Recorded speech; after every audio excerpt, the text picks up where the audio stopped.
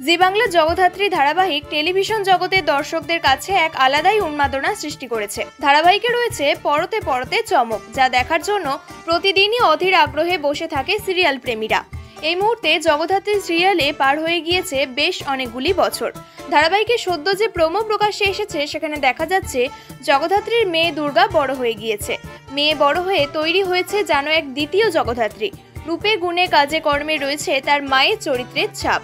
প্রমোর দৃশ্যে দেখতে পাওয়া যাচ্ছে একটা গাড়িতে অনেকগুলি গুন্ডা একটা ছোট বাচ্চাকে কিডন্যাপ করে নিয়ে যাচ্ছে এবং সেই সময় প্রায় মাঝ রাস্তায় হয় দুর্গার আগমন। এক নিমেষেই সবকটা গুন্ডাকে হাওয়ায় উড়িয়ে দিল সাহসী দুর্গা।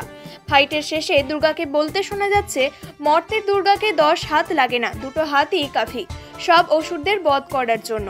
দৃশ্যের শেষে দেখতে পাওয়া যাচ্ছে দুর্গা ফিরে গেছে তার মা অর্থাৎ জগদ্ধাত্রীর কাছে। তবে কি এবার জগদ্ধাত্রীর ঢাল হয়ে আসতে চলেছে দুর্গা? খুব স্বাভাবিকভাবেই এই প্রোমো দেখে দর্শকদের আগ্রহের মাত্রাও দ্বিগুণ বেড়ে গিয়েছে।